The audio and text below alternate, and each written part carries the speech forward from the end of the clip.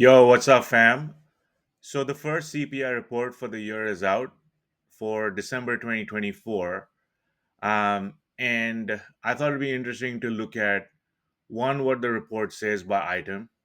There's lots of point of views on A, it's sticky, B, it's within expect, C, it's high. So I'll give you my view on it. I'll also review sector action. So, what sectors went up because of the report, because of the underlying data.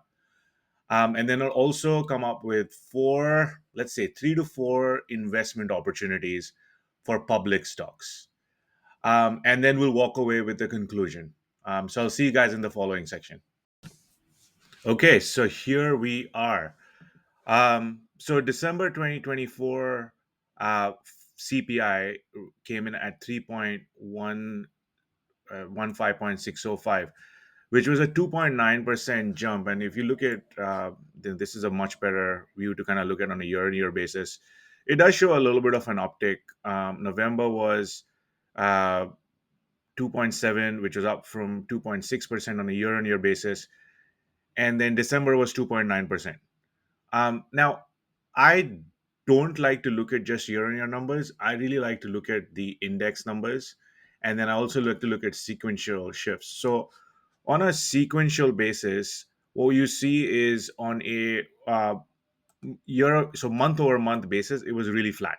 And I think that's one of the things that the market has taken solace in that it's not higher.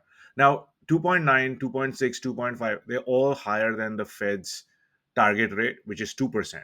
So it's much higher. And maybe there are people out there like myself that don't didn't really agree with why Powell cut rates in the last meeting. But anyway, that's water under the bridge, so to say. Um, Now, the if you look at the items that really drove this inflation, um, food. So let's look at the item breakout. Food was 2.5%, so it was lower than the 2.9%. Although it was a little higher on a month over month basis. But food at home was actually lower at 1.8%. And then food away from home was actually higher at 3.6%. That's your first, I'd say that's my first takeaway from an investment opportunity. I would dig into that food away from home. Now, this includes things like food delivery, eating out at restaurants. So yeah, so if you order on DoorDash, if you order on Uber, this is part of food away from home. Energy. When they say core inflation, they strip out food and energy because they call this volatile. Energy was really flat, and energy commodities. So this is you driving on the road, gas, things of that nature. That was actually lower on a year on year basis. That was actually flat on a lower on a year on year and on a month over month basis. Energy services was actually higher. So electricity was higher, and utility was 4.9% on a year on year basis. I would dig into that. That's my second area that I want to dig into. In that, consumers are paying higher for it, which presents an investment opportunity as a retail investor or any investor. Because those companies that are selling these services and products tend to gain from that increase. The second area I want to dig into is okay, let's look at commodities, less food and energy. So apparel, that has a relatively low weighting. That kind of just only went up 1.2% on a year on year, negative 1.7% on a month over month basis. So I would not really look into that much. Used cars were also used cars were went up just a little bit, 0.2%. So maybe I'd look into that just because it's consumer facing, and there are only a few players out there in the used car market. Um, Second area I would look into is shelter. So shelter carries an index weighting of 36%, which is very high. 36%, and then shelter went up by 4.6%. So that's probably our one of the biggest areas for the rise in inflation.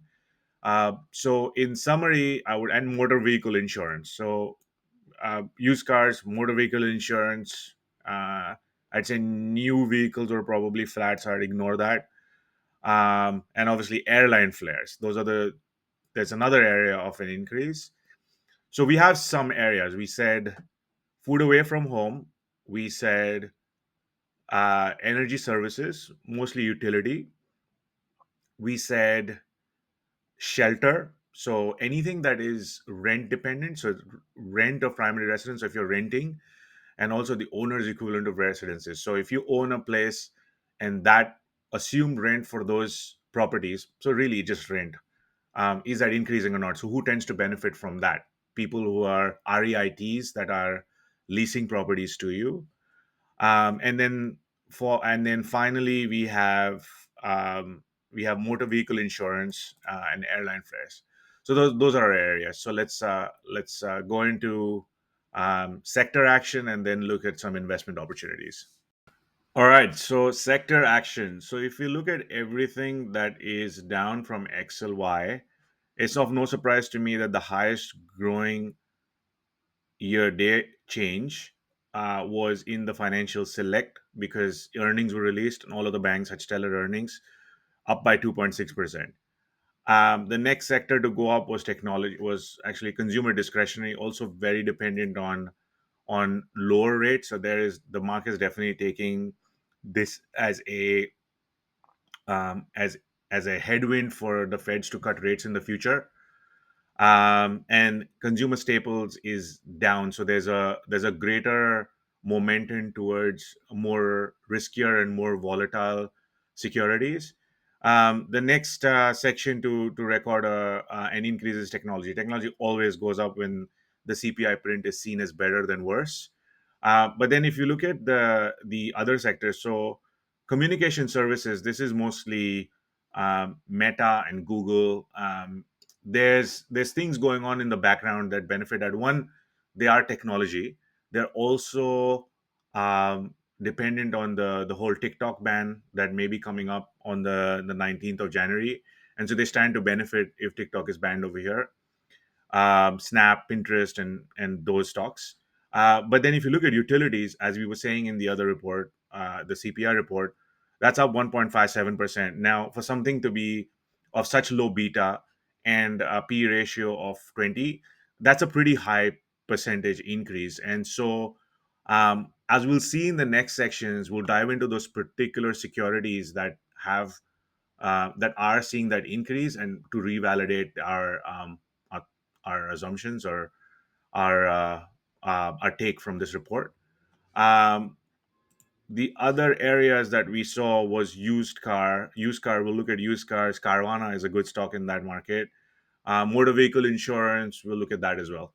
And obviously real estate. So rent dependent companies. So I'll see you guys in the next section, and we'll look at individual stocks. Okay, looking at individual stocks now. So the first section or first area we said was food away from home. Food away from home is eating out at restaurants, Toast, Dash, Uber. These guys that deliver food to you. They're worthy to take a look at. So I'd say let's look at Toast first. Toast also is small cap, and so therefore they really do benefit from the rise in from the decrease in rates. Although I think there's a it opened at 38, which was up from a close of 36, and then there was a bit of a sell off there. So it's not looking great for Toast. I'd say the next one I want to look at is Uber. I love Uber because I think it's staging a little bit of a recovery. There's a lot happening in that space. They're going into autonomous driving. They're really taking the battle with Waymo and others. Um, they have a partnership with Nvidia now, so there's a lot of momentum for Uber, as you can see in their volumes. And I think I think this is a bit of a reversal. There's a cup and handle appearing. We might see a golden cross at some point. Who knows? But I think there's definitely a little bit of a buy at this point. Let's look at Dash. So Dash had good earnings last quarter, I believe. Yeah, they had good earnings last quarter. stock did well, it kind of dipped after earnings, then it went up, and then there's a little bit of an earnings gap to be filled still. um, Dash is also forming a little bit of a wedge, so this stock could fall. I'd be a little careful of Dash. I'd steer clear of Dash. The next one is utilities. We said so. Utilities, I'd say Nextera Energy. We're only looking at one in this area. Though I think this one has like 13% holding, and there you go. So there was a little bit, not a little bit, there's quite a bit of a breakout for the fact that it's a utility stock. It closed at 67.98 and it opened at 69.26, and it's still holding, and it's still green. So definitely one that has a benefit coming from the CPI print. The next one that's not really showing a year-on-year uptick, but it's definitely holding the index from month-over-month basis. So 0.2% used cars. One of my favorite areas. One, because there's the people that are selling used cars are there are only a few these days. So very few people are actually going to the a dealer, a third party dealer.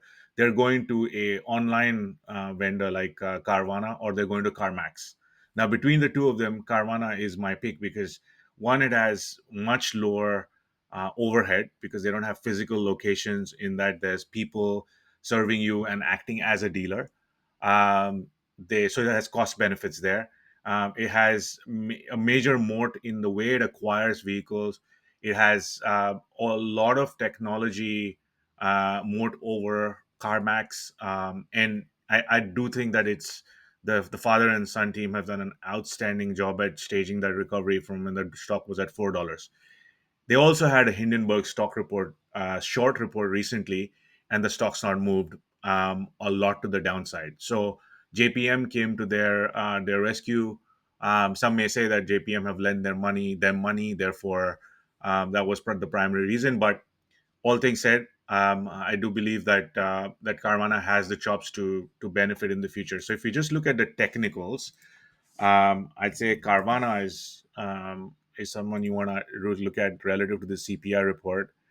And there you go. It's at 2.1. So this one has gone up by 8% today, which is outstanding. And so it opened at 2.02 and it's actually higher at 2.11 today, which is amazing. Now, shout out to Cox Automotive for this upcoming data that I'm showing you. But here's something I like to look at: not just technicals, not just fundamentals. I like to look at leading indicators to go into earnings. And used car vehicle sales, if you look at, as the title says from Cox Automotive, used car vehicle sales are actually higher than 2023 levels. So the dotted line is 2024. 2023 down at this point in time. 2023 was actually very low, was right along with 2022. And so this is actually really great for used car vehicle sales. Also, the recent fires tragedy that's taken place in Pasadena and neighboring and neighborhoods and surrounding neighborhoods provide a little bit of a headwind for used car sales because they're easier to execute. Carvana will just send you a car at your designated date, and it's easier to go through, so on and so forth. Um, from an inventory standpoint, it's not, although inventory levels have fallen from August, they're still relatively solid. So supply still remains low, which is a good thing for prices. And then Cox Automotive have tested this or back tested this for versus new vehicle incentives, and new vehicle incentives are actually um, have actually increased, but used cars prices have not decreased by that much. So if you look at incentives over here, incentives actually fell in 2022. Used car prices actually went up because consumers thought, wouldn't I just buy a new used car for a better price than hold out for lower incentives for new cars. And although they have gone up, used car markets have not declined, which means that the inventory is actually benefiting sales more for used cars than anything else. And therefore, I think Carvana is one of my standout picks for going into earnings and also coming from this data on the CPI print, which is only sure it's only sequentially higher by 0.2%.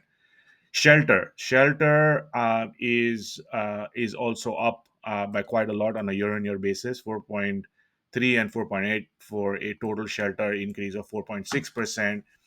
I mean the real estate REITs. I think equity residential is one of them. And if I look at equity residential, let's look at if it actually hasn't. It actually went up by quite a lot today. So it went up. It closed yesterday. It opened at 71.6, and then investors sold off. But the CPI print was actually available before open, and it's reacted to that CPI report quite a lot. And this is actually reversing, staging a little bit of a reversal. Someone might call it a inverse head and shoulders over here. Um, that's my mm, all but final stock recommendation. The the final one that I have for you guys is Progressive. This is motor vehicle insurance, showing a hammer, some sort of a hammer at this point. And it's been an earnings gap has been filled, well and truly filled.